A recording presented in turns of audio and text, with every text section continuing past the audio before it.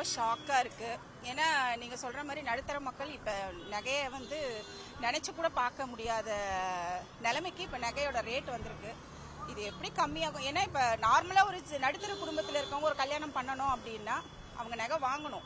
ஆனால் அவங்க எப்படி அதை வாங்குவாங்கன்றதே அவங்களுக்கே ஒரு பெரிய விஷயமா இருக்கும் அது. அதனால இப்போ இந்த நகை விலையை கேட்கும் போது ரொம்ப ஷாக்காக தான் இருக்குங்க. என்பது ஒரு ஆடம்பரமா இருக்கு அப்படின்ற மாதிரி சொல்றாங்க. விலை வந்து ஏறிக்கிட்டே போனா அது எப்படி தான் நம்ம வாங்குறது? அந்த ஆடம்பரத்தை நம்ம எப்படி தான் வாங்குறது? நீங்க சொல்றது கரெக்ட் தாங்க. ஆனா இதை வாங்காமே இருக்க முடியாது. இப்போ ஒரு கல்யாணம்னா மெயின் திங் நகை தான் முக்கியமான விஷயம். ஆனா நகையை பொறுத்த வரைக்கும் கல்யாணத்துக்கு அது ஒரு முக்கியமான விஷயம்ன்றதுனால கண்டிப்பா வாங்கணும். பட் குறைஞ்சா உண்மையாவே ரொம்ப சந்தோஷமா இருக்கும். குறையாத வரைக்கும் ரொம்ப கஷ்டமா தான் இருக்கு.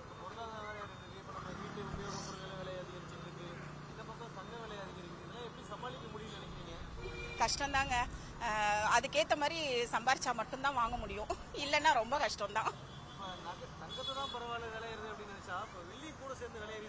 அதுவும் ஷாக்கிங்கான விஷயமா தான் இருக்கு. ஏன்னா தங்கத்தை நம்ம எதிர்பார்க்காத அளவுக்கு போயிருச்சு அப்படின்னும் போது இப்ப வெள்ளி அதை விட போயிட்டு இருக்கு. உண்மையாவே ரொம்ப இதெல்லாம் நினைக்கும் போது ரொம்ப கஷ்டமா தான் இருக்கு. இனி போற காலங்கள் வந்து எப்படி இருக்கும்னே தெரியாது. இதுக்கு முன்னாடி வரைக்கும் இவ்வளவு நகை போட்டாங்க இவ்வளவு பண்ணாங்கன்றது சொல்லுவாங்க. பட் இனிமே வந்து கல்யாணத்துக்கு ஒன்லி கேஷ் மட்டும் தான் கொடுக்குற மாதிரி சுச்சுவேஷன் வரும்னு நினைக்கிறேன். கண்டிப்பா. ஆனா நிறைய விஷயம் இப்ப இந்த கோல்ட் ஜுவல் கடைகள்லயே வந்து நிறைய ஸ்கீம் கொண்டு வராங்க. பட் நடுத்தர மக்களுக்கு அது இன்னும் கொஞ்சம் கஷ்டம்தான். கொஞ்சம் ஹை லெவல்ல இருக்கவங்களுக்கு அது ஓகே. பட் லோ லெவல்ல இருக்கவங்களுக்கு அது ரொம்ப கஷ்டமான விஷயம்தான். பட் அதுக்கு தகுந்த மாதிரி அவங்க சேவ் பண்ணி தான் பண்ணிக்கணும். கல்யாணம் பண்றவங்க கொஞ்சம் நகை வாங்குறத கம்மி பண்ணிக்கோங்க பொண்ணுகிட்ட.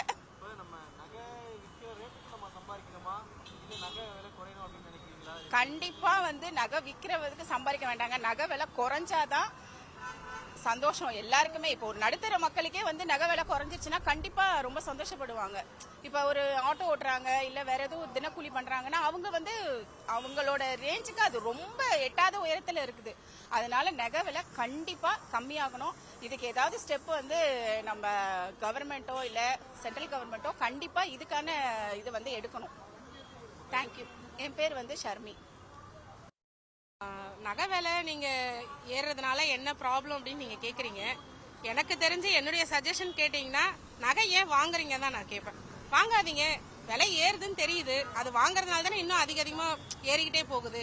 கொஞ்ச நாளைக்கு எல்லா மக்களும் வந்துட்டு அதை அந்த பக்கம் போகாம வாங்காம இருந்தோம்னா அப்ப ஏதாவது ஒரு வழி பிறக்கும் இல்லையா அப்படின்னு ஒரு நம்பிக்கையா நம்ம இருக்கலாம்.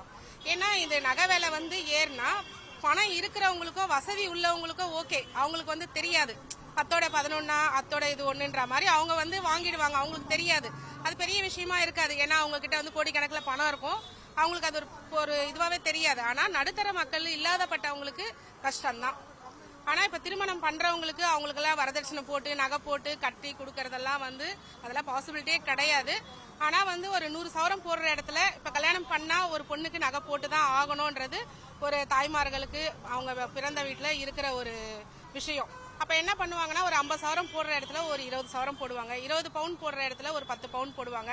அப்ப வந்துட்டு அந்த கணக்கு வந்து கம்மியா ஏதோ எதுவுமே போடாம இருக்கிறதுக்கு ஏதாவது கொஞ்சமாவது போடுவாங்க. எனக்கு தெரிஞ்சு பொண்ணு வீட்டுல வரதட்சணை கேட்காம ஒரு திருமணம் பண்றது பையன் வீட்டுல இருந்து அது ஒரு உதவியா இருக்கும் சமுதாயத்துக்கு அப்படின்றது நான் விரும்புறேன். நகைக்கு நம்ம இவ்வளவு விலை ஏறும் போது அந்த பக்கம் போகாம எல்லாரும் நம்ம ஒட்டுமொத்தமா கொஞ்சம் ஸ்டாப் பண்ணோம்னா அதுல ஏதாவது நம்மளுக்கு ஒரு விடுவு காலம் கிடைக்குமா அப்படின்றது நம்ம ஒரு எதிர்பார்க்கலாம் சார். நகை வந்து நம்மளுக்கு தேவைன்றது வந்து இப்ப நம்ம ஒரு மிடில் ஃபேமிலிக்கு வந்துட்டு ஒரு கஷ்டம் அப்படின்னா நம்மளுக்கு உடனே தேவைப்படுறது ஒரு பினான்சியல் சப்போர்ட் பண்றது நகை தான் சார். ஒரு எமர்ஜென்சினா யாரும் எங்கேயும் நம்மளுக்கு வந்து கிடைக்காது. அடுத்த வித்தின் செகண்ட்ல எங்கேயும் கிடைக்காது. நகை இருந்தா நம்ம அடுத்த செகண்ட்ல அது வந்து நம்ம லிக்விடா ஒரு பணமா பார்க்கலாம்.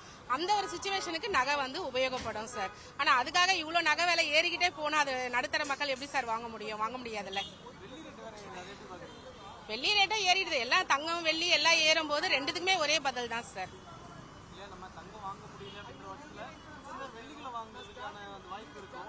அந்த சூழ்நிலையுமே இப்ப பாதிக்கப்பட்டு அப்படி இல்ல இப்ப தங்கம் அப்படின்னும் போது வந்து லேடிஸை பொறுத்த வரைக்கும் தங்கம் வந்து நம்ம வந்து அது ஒரு அலங்கார பொருள், வெள்ளின்றது வந்து நம்ம ஒரு இன்வெஸ்ட்மெண்ட் பொருள்.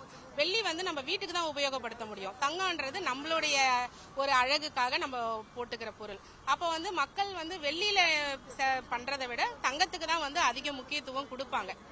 இப்ப பணக்காரங்க வசதி உள்ளவங்க பாத்தீங்கன்னா வெள்ளிக்கு இன்வெஸ்ட்மெண்ட் பண்ணுவாங்க. காரணம் வந்து வெள்ளி தட்டு, வெள்ளி டம்ளர், சாப்பிடறதுல இருந்து சமைக்கிறதுல இருந்து பூஜை பாத்திரத்துல இருந்து அந்த மாதிரி வாங்குவாங்க. இல்லாதப்பட்டவங்க சாப்பாட்டுக்கே வழி இல்லாத போது எப்படி வந்து சாப்பாடு தட்டு வாங்க முடியும், பூஜை பாத்திரம் வாங்க முடியும்? அதனால அது இன்வெஸ்ட்மெண்ட் கம்மி. அப்ப 1/4 கிராமா இருந்தாலும் 1 கிராமா இருந்தாலும் நடுத்தர மக்கள் வந்து தங்கத்து மேலதான் இன்ட்ரெஸ்ட் போகுமே தவிர வெள்ளி மேல போகாது.